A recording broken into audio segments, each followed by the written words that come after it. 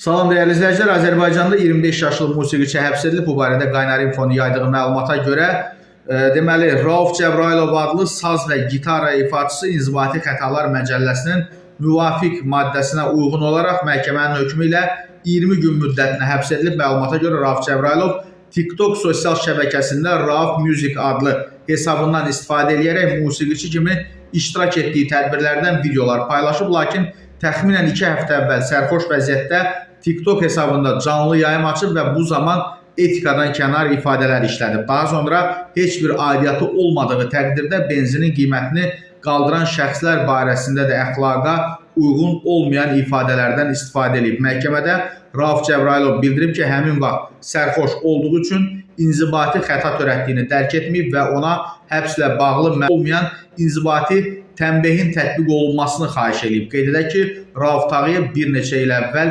fəaliyyətini dayandıran Lider televiziyasında saz müsabiqəsinin iştirakçısı oldu.